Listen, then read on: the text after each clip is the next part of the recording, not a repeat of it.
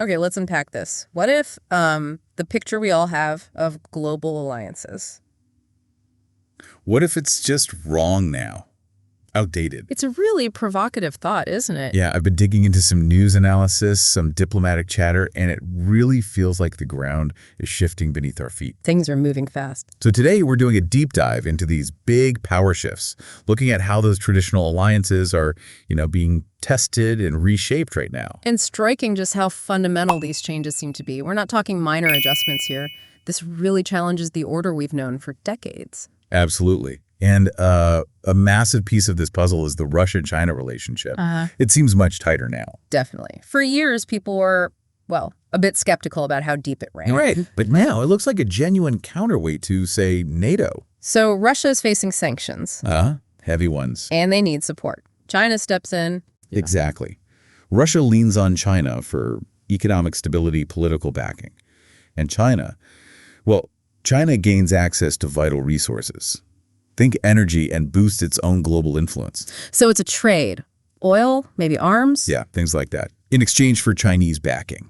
Creating this kind of separate power axis, independent of the West. Precisely. It operates outside that traditional sphere. We see it in specific deals, financial workarounds. Interesting. But it's not just about Russia and China, is it? We're seeing shifts elsewhere. The Middle East, for instance. Oh, absolutely. Yeah. Nations there are becoming much more independent in their foreign policy choices. It's quite noticeable. Like Saudi Arabia.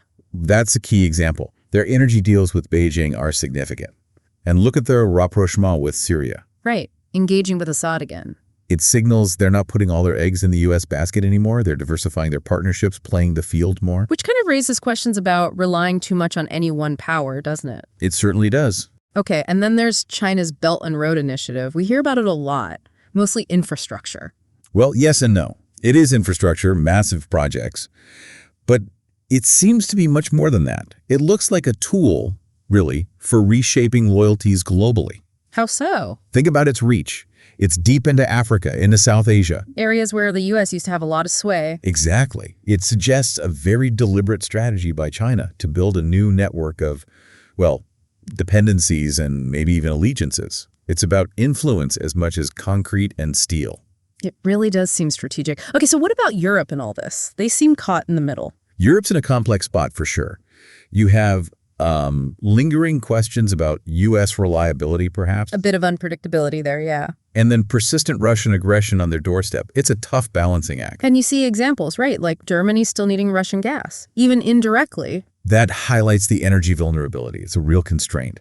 And then you hear France talking about a potential third way. Strategic autonomy. Right. A desire to carve out their own path in this shifting landscape, trying not to be pulled too strongly one way or the other. It's like navigating really choppy waters. But, these aren't just abstract chess moves on a global board. These chefs hit real people. That's such a crucial point. It's easy to forget the human cost. Yeah. Think about the profound uncertainty for ordinary people in, say, Ukraine or Taiwan. Absolutely terrifying for them. Or African farmers whose land might suddenly be valuable for cobalt mining needed for batteries. Driven by demands far away. Or even Venezuelan oil workers whose livelihoods could swing based on geopolitical maneuvering. These aren't abstract concepts. They have direct personal consequences. It really grounds it. These big realignments impact lives, families, futures. And listening to all this, it feels like maybe the most valuable commodity in this new era isn't oil or microchips, but trust. That's a fascinating way to put it. Trust. It's so fundamental. Yeah. And what's striking is how fast it can disappear and how hard it is to rebuild. So in this environment where alliances are shifting, partnerships are fluid, the big question becomes, who gets left behind? Who risks being isolated or disadvantaged as this new global order takes shape? Okay, so let's quickly recap. We've got Russia and China getting closer, definitely. A major axis forming. Middle Eastern nations acting much more independently. Diversifying their options, yeah. China's influence growing, partly through things like the Belt and Road. Reshaping economic and political ties. And Europe trying to find its place, navigating between these forces. A very delicate balancing act. Which brings us back to that central question. In this changing world, who might end up on the losing side? Who benefits, who doesn't? And that leads to something for you, the listener, to think about. Consider how these shifts, these evolving partnerships, might ripple outwards. Beyond just foreign policy headlines. Exactly. How might they affect global markets, the stability we often take for granted, even perhaps the flow of information you see every day? It's all interconnected.